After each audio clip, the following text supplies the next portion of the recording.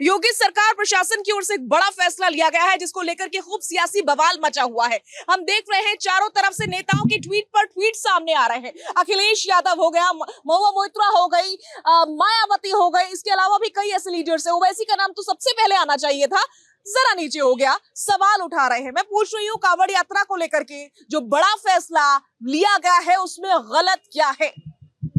उत्तर प्रदेश में 10 सीटों का चुनाव नहीं करवाना आपको। दोनों सत्ता पक्ष को भी राजनीति करनी है और विपक्ष को भी राजनीति करनी है। तो दोनों ही जब चुनाव में जाएंगे तो मुद्दे पे तो करेंगे बात।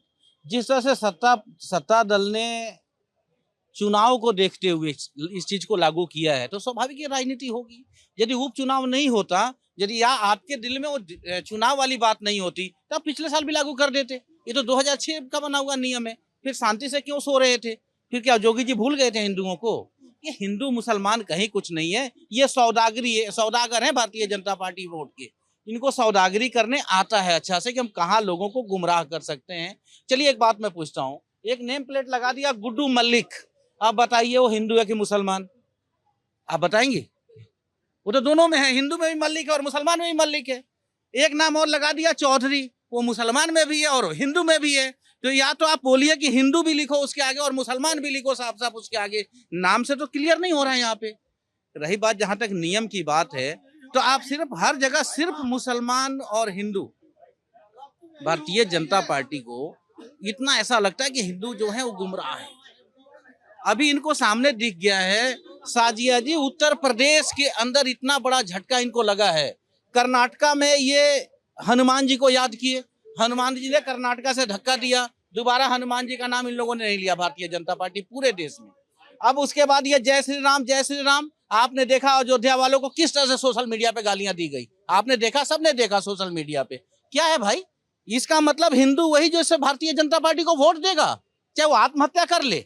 आप उसके लिए गिनाइए ना मुद्दा भाई, बताइए कि आपने महंगाई पे क्या काम किया, बेरोजगारी 45 साल के चरम पे क्यों है, 80 रुपए किलो टमाटर क्यों बिक रहा है, आप ये बताइए कि 68 रुपए लीटर दूध क्यों हुआ।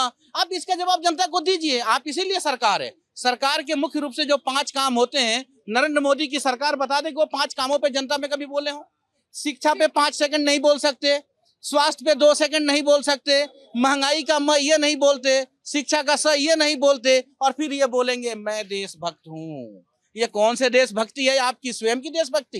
जनता गड्ढे में चला जाए तो ये दुर्भाग्यपूर्ण है और जनता ने इनको नकार दिया। इसी की डर से इस मुद्दे को लाया गया। ठीक है, जवाब तो लेंगे ही लेकिन साथ ही साथ सवाल भी पूछेंगे।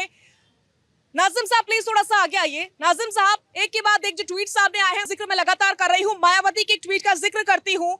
वो लिखती हैं दुकानों पर मालिक व स्टाफ का पूरा नाम प्रमुखता से लिखने व मांस बिक्री पर भी रोक का ये चुनावी लाभ हेतु आदेश पूर्णतः असंवैधानिक है। धर्म विशेष के लोगों का इस प्रकार से आर्थिक बायकॉट करने का प्रयास अति निंदनीय है। मुझे समझना यह है कि जब मुसलमान दुकान पर जाकर मांस की ये पूछते हैं कि हलाल है या झटका, तब वो धर्म से अलग नहीं हो जाता या धर्म पर सवाल नहीं हो जाता, तब भेदभाव नहीं हो जाता। साजिया जी देखिए, सबसे पहले मैं कहता हूं कि मैं भारतीय हूं, मुस्लिम हूं, बड़े फख्र से कहता हूं, लेकिन आज मुझे अपनी आइडेंटिटी सबके सामने साबित करनी पड़ रही है। ये बड़ा दुर्भाग्य है देश का। अब ये बता दीजिए, आपने कहा हलाल और झटके का, मैं क्यों पता करूंगा जब मुझे पता है कि सामने वाली दुकान पे हलाल मिलता है तो मैं झटके वाले पे क्यों जाऊंगा? और रही बात ये कि बार बार जो आप ये कहते हैं, नहीं, मैं ये जानना चाह रही हूँ कि मुसलमान भी तो पूछते हैं ना, मुसलमान भी तो पूछते हैं ना कि हलाल है ना, कंफर्मेशन लेते हैं ना। केएफसी में बैठते हैं या किसी जगह पर बैठते हैं, रेस्टोरेंट में बैठते हैं पार्टी के लिए, तो पूछते हैं ना कि हलाल है या नहीं। तो फिर कावड़ियों को क्यों अधिकार नहीं है? हाँ, बात तो सुन लीजिए, मैं वही आता हूँ, मैं वही हाजी नाजिम हूँ जो अपने कावड़िया भाइयों के साथ खड़ा रहता हूँ, कावड़िया भाइयों को फल वितरित करता हूँ। लेकिन आज सुन लीजिए, आज जो फलों पे भी, रेडियो पे भी अगर लिखा जा रहा है कि आरिफ, तो ये बता दीजिए फलों में भी मजहब ढूंढेंगे। वहीं पर अगर हिंदू भाई होता, क्या मेरे भाई ये बता दीजिए मुसलमान फल नहीं लेगा हिंदू भाइयों से? लेकिन मैं बार बार एक ही बात कर रहा हूं, जब होटल या ढाबे पे वहां ये कहा जाता कि आप नाम शो कीजिए, अगर ये बता दीजिए अगर हिंदू मालिक है उस होटल का, उसमें सेव करने वाले मुस्लिम है, तो आप कैसे जस्टिफाई करेंगे कि वो खाना बनाने वाला मुस्लिम है, लेकिन जहां मुसलमानी होटल है वहां पर काम करने वाला हिंदू भाई है, तो उसमें कैसे आप बताएंगे कि मुस्लिम मालिक है, उसका हिंदू का भी नाम शेयर करना पड़ेगा? इस तरीके का माहौल देश के अंदर बना दिया।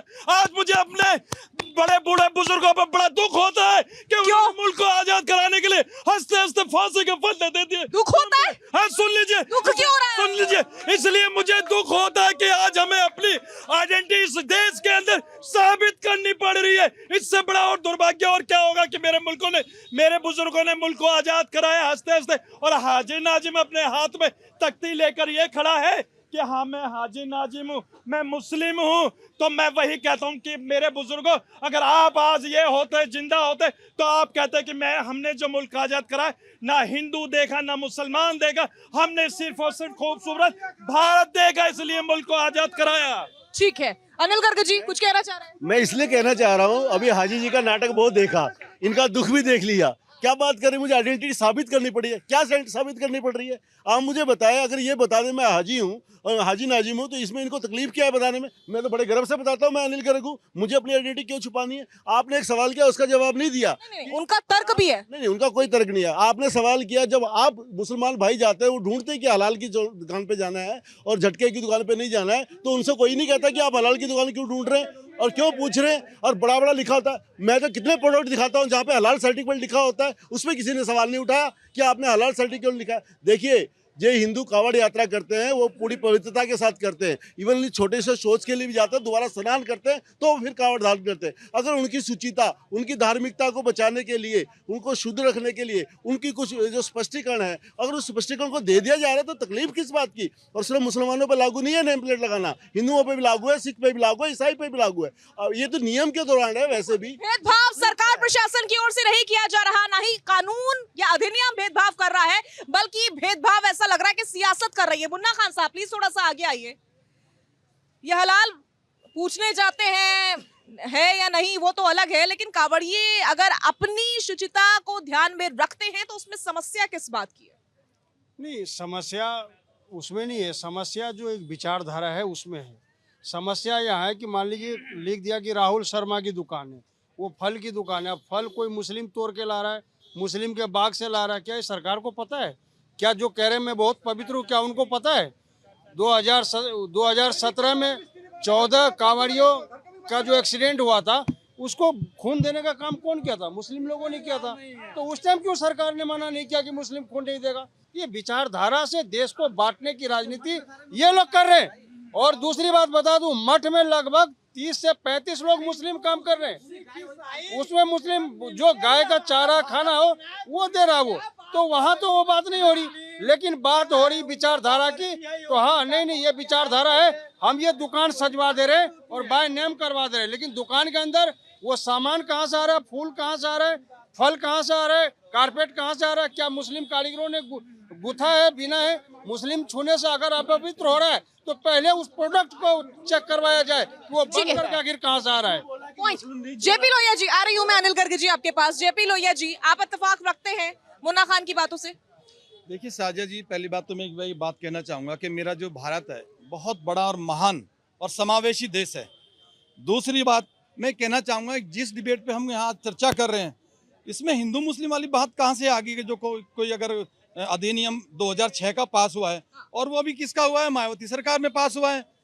अब विडंबना ये है कि जो सरकारें अधिनियम को पास करती हैं वो सरकारें आज ट्वीट करके बोल रही हैं, वो सरकारें आज ट्वीट कर रही हैं। अब सांप्रदायिकता कौन फैला रहा है ये देखिए। दूसरी बात, अगर ये चीज आज दुकानों पर अगर नेम प्लेट लग रही है, मैं पूछना चाहता हूँ, 2-3 भाइयों ने मैंने बात उठाई, इसमें हिंदू मुस्लिम कहाँ से है भाई?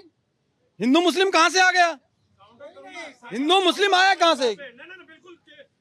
किस लिए? बताइए मुझे, बताइए।